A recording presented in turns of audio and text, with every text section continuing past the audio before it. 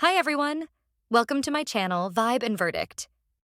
For the past days, weeks, laman ng news ang Diskaya dahil sa pagkakasangkot nila sa flood control issues. Let's talk about ano-ano ba ang nagyari this whole week? Halika't talakayin natin at bigyan diin ang mga naturang issues. Contractors Pacifico Curly and Sara Diskaya testified sa Senate Blue Ribbon Committee last September 8 na may humuhingi ng kickbacks mula sa kanila, mga kongresista at opisyal ng DPWH, para makuha ang flood control projects. Sinasabing ang halaga ng kickback ay 10% to 25% ng kontrata. May mga dokumento daw sila na nagsasaad ng date and place kung saan umano may binayad na kickback. But until now, hindi pa rin nakapagbigay ng kompletong ebidensya sa publiko dahil sa pangamba sa kanilang kaligtasan. Sabi pa nila, nagsimula silang magbid ng kontrata sa DPWH noong 2016. Oh, meaning ng simula ito, sa panahon pa ng term ni former President Rodrigo Duterte. During his build program kung saan included ang flood control. I smell something fishy.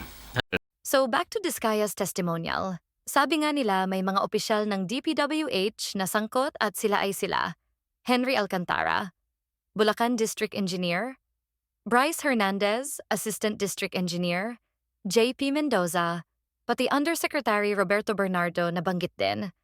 They also include some kongresista: Arjo Ataide, QC 1st District Rep; Jojo Ang, Roman Romulo, Marcy Teodoro, Eleandro Budoy, Madrona, Florencio Gabriel Bemnoel, Benjamin Benji, Agarao Jr. What will happen to those involved? DPWH, sa pamumuno ni Secretary Vince Dizon, nag-file ng criminal complaints laban sa mahigit 20 personnel ng Bulacan DPWH Office Plus, mga contractors na nasangkot.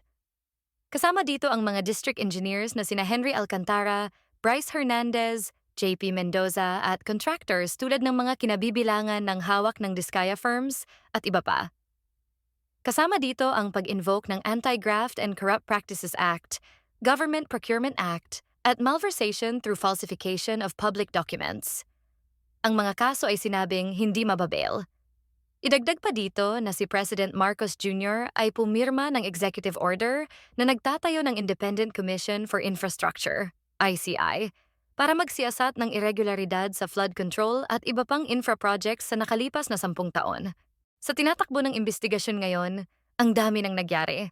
Marami ang nakikisawsaw, nagmamagaling at kung ano-ano pa upang malihis ang ating atensyon. Pero sana hindi tayo mawala sa totoong problema. Huwag nating hayaang lumubog na lang sa baha ng kasinungalingan at mawala na parang bula. Focus tayo sa totoong problema, nang mabigyan ng tamang hustisya at managot ang dapat managot.